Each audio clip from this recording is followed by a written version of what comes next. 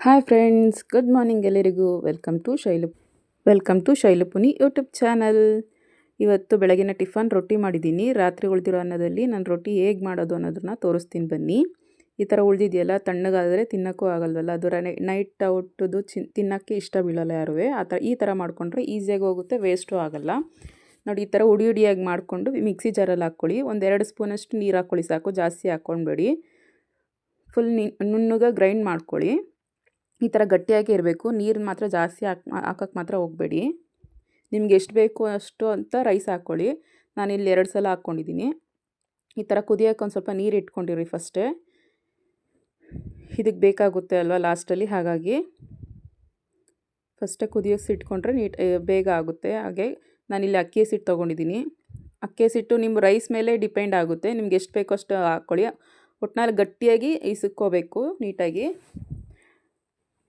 ನಾನಿಲ್ಲಿ ಒಂದು 3 ಕಪ್ಪಷ್ಟು ಹಾಕ್ಕೊಂಡಿದ್ದೀನಿ. ಅಷ್ಟು ರೈಸಿಗೆ 3 ಕಪ್ಪು ಹಸಿಟ್ಟಾದರೆ ಸಾಕು. ಇದರಲ್ಲಿ ಸಾಲ್ಟ್ ಹಾಕ್ಕೊಳ್ಳಿ. ಸಾಲ್ಟು ನೋಡ್ಕೊಂಡು ಹಾಕ್ಕೊಳ್ಳಿ, ನಿಮ್ಗೆ ಎಷ್ಟು ಬೇಕಾಗುತ್ತೆ ಅಷ್ಟು. ಚಪಾತಿ ಈಗ ಎಷ್ಟು ಮೀಡಿಯಮ್ ನೀವು ಹಾಕ್ಕೊತೀರೋ ಅದೇ ಅಂದಾಜಲ್ಲಿ ಹಾಕ್ಕೊಳ್ಳಿ ಸಾಕು. ಈ ಥರ ಉಡಿಯಾಗಿ ಮಾಡ್ಕೊಳ್ಳಿ ಫಸ್ಟು. ನೀಟಾಗೆಲ್ಲ ಅನ್ನ ಮಿಕ್ಸ್ ಆಗಬೇಕು, ಹಸಿಟ್ಟಿಗೆ ಮಿಕ್ಸ್ ಆದ್ರೇ ಅವಾಗ ಚೆನ್ನಾಗಿರುತ್ತೆ.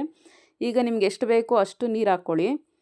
ಗಟ್ಟಿಯಾಗಿರಬೇಕು, ಚಪಾತಿ ಹಿಟ್ಟಿಗಿಂತ ನಾನು ಸ್ವಲ್ಪ ಗಟ್ಟಿಯಾಗಿರಬೇಕು. ನಾವು ಪೂರಿ ಹಿಟ್ಟು ಅಂತೀವಲ್ಲ, ಆ ರೇಂಜ್ಗೆ ಇದ್ದರೆ ಸಾಕು. ಈ ಥರ ಪ್ರೆಸ್ ಮಾಡಿದ್ರೆ ಒಂದು ಸ್ವಲ್ಪ ಗಟ್ಟಿಯಾಗೇ ಇರಬೇಕು. ನಾನಿಲ್ಲಿ ಟೊಮೆಟೊ ಗೊಜ್ಜು ಮಾಡೋಣ ಅಂತ ರೆಡಿ ಮಾಡ್ಕೊತಿದ್ದೀನಿ. ಅದೊಂದು ಸ್ವಲ್ಪ 5 ನಿಮಿಷ ನೆನ್ಕೊಳ್ಳಿ. ನಾನಿಲ್ಲಿ ಎಣ್ಣೆ ಇಟ್ಕೊಂಡು ಕಡಲೆಬೇಳೆ ಮತ್ತು ಸಾಸಿವೆ ಹಾಕ್ಕೊಂಡಿದ್ದೀನಿ. ಸಾಂಬಾರಿದೆ, ಇದು ಬಾಕ್ಸಿಗೆ ಮಾತ್ರ ಅಂತ ಮಾಡ್ಕೊತಿದ್ದೀನಿ ಅಷ್ಟೇ. ಟೊಮೆಟೊ ಗೊಜ್ಜು. ಈರುಳ್ಳಿ ಹಾಕ್ಕೊಳ್ಳಿ. ಒಂದು ಟೊಮೆಟೊ ಜಾಸ್ತಿ ಹಾಕ್ಕೊಳ್ಳಿ, ಈರುಳ್ಳಿ ಕಮ್ಮಿ ಹಾಕ್ಕೊಳ್ರಿ, ಚೆನ್ನಾಗಿರುತ್ತೆ. ಟೊಮೆಟೊ ಮಾತ್ರ ಮೆತ್ತಗೆ ಹಾಕಬೇಕು, ಅಲ್ಲಿವರೆಗೂ ಬೇಯಿಸ್ಕೊಂಡ್ರೆ ಚೆನ್ನಾಗಿರುತ್ತೆ. ಅದು ಒಂದು ಸ್ವಲ್ಪ ಅರ್ಧಂಬರ್ಧ ಬೆಂದಾಗ ಅಂದರೆ ಟೊಮೆಟೊನೇ ಕೈಗೆ ಸಿಗುತ್ತೆ. ಮಕ್ಕಳೆಲ್ಲ ಸರಿಯಾಗಿ ತಿನ್ನಲ್ಲ, ಹಾಗಾಗಿ ಅದರಲ್ಲೇ ಸ್ಮ್ಯಾಶ್ ಆದರೆ ಚೆನ್ನಾಗಿರುತ್ತೆ. ಈಗ ನಾನಿಲ್ಲಿ ಉಪ್ಪು ಹಾಕ್ಕೊತಿದ್ದೀನಿ. ನಂದು ಫೋನ್ ಬ್ಲರ್ನಾಗೋಯ್ತು, ಹಾಗಾಗಿ ಅದು ಬರೋವ್ರಿಗೆ ಇಟ್ಕೊಂಡಿದ್ದೆ ಅಷ್ಟೇ. ಸ್ವಲ್ಪ ಉಪ್ಪು ಹಾಕ್ಕೊಳ್ಳಿ ಸಾಕು. ಬೆಳಗಿನ ಟಿಫನ್ ಈ ಥರ ರೊಟ್ಟಿ ಮಾಡಿಕೊಡಿ, ಚೆನ್ನಾಗಿರುತ್ತೆ. ನೀವು ಒಂದು ಸಲ ಟ್ರೈ ಮಾಡಿ. ರೊಟ್ಟಿ ಬರಲ್ಲ ಅನ್ನೋರು ಆರಾಮಾಗಿ ಈಸಿಯಾಗಿ ಮಾಡ್ಬೋದು. ನನಗೆ ಈ ಥರ ಒಸಿಯಾಗಿ ಬರಲ್ಲ, ನಾನು ಇವತ್ತು ತೋರಿಸ್ತೀನಿ ಯಾವ ಥರ ಮಾಡ್ತೀನಿ ಅನ್ನೋದನ್ನು. ಟೊಮೆಟೊ ಎಲ್ಲ ಸ್ಮ್ಯಾಶ್ ಆಗಿದೆ. ಈಗ ನೋಡಿ, ಈ ಥರ ಫುಲ್ ಸ್ಮ್ಯಾಶ್ ಆಗಬೇಕು. ಏನೋ ಸ್ಮ್ಯಾಶರ್ ಇದ್ರೂ ಮಾಡ್ಕೊಳ್ಳಿ, ಆವಾಗ ಚೆನ್ನಾಗಿರುತ್ತೆ. ರೊಟ್ಟಿಗೂ ಆರಾಮಾಗಿ ಈಸಿಯಾಗಿ ತಿನ್ಬೋದಲ್ವಾ. ಖಾರದ ಪುಡಿ ಹಾಕ್ಕೊಳ್ಳಿ. ಒಂದು ಸ್ವಲ್ಪ ಸಾಂಬಾರು ಪುಡಿ ಬೇಕು ಅಂದರೆ ನೀವು ಹಾಕ್ಕೊಳ್ಳಿ.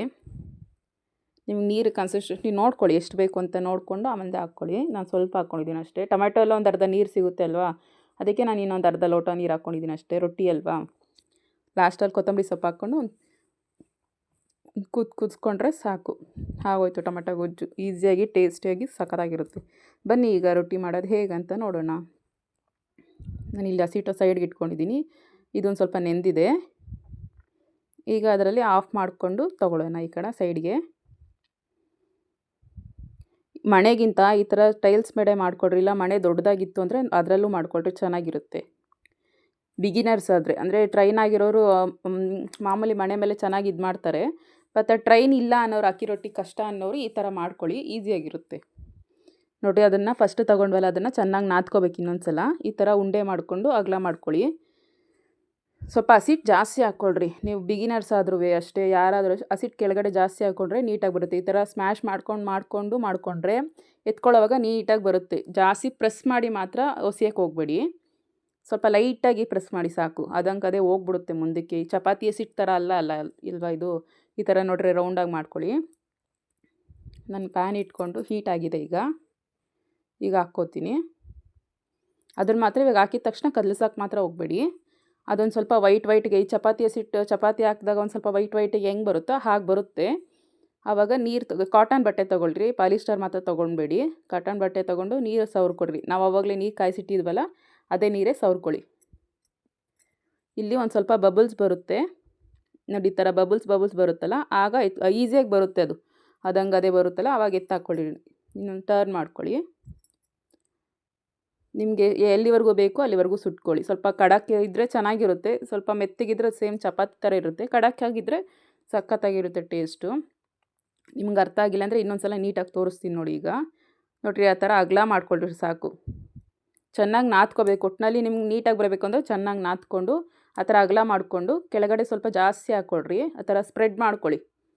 ಈಗ ಇಟ್ಕೊಂಡು ನೀಟಾಗಿ ಒಂದು ಮೆಲ್ಲಗೆ ಆ ಥರ ಒಸಿಬೇಕು, ಜಾಸ್ತಿ ಪ್ರೆಸ್ ಮಾಡಬಾರ್ದು. ಜಾಸ್ತಿ ಪ್ರೆಸ್ ಮಾಡಿದ್ರೆ ಕೆಳಗಡೆ ಅಂಟ್ಕೊಬಿಡುತ್ತೆ. ಹಾಗಾಗಿ ಪ್ರೆಸ್ ಜಾಸ್ತಿ ಮಾಡೋಕ್ಕೆ ಹೋಗ್ಬೇಡ್ರಿ. ಫಸ್ಟು ಸ್ಟಾರ್ಟಿಂಗ್ ಚಿಕ್ಕದಾಗಿ ಮಾಡ್ಕೊಳ್ಳಿ, ಆಮೇಲೆ ದೊಡ್ಡದಾಗಿ ಮಾಡಿಕೊಂಡ್ರೆ ಅವಾಗ ಬರುತ್ತೆ ನಿಮಗೆ. ನಾನಿಲ್ಲಿ ಅಲ್ಲಿ ಇನ್ನೊಂದು ಹಾಕಿದ್ದೆ, ಹಾಗಾಗಿ ಅದಕ್ಕೆ ತಿರುವು ಹಾಕ್ತಿದ್ದೆ.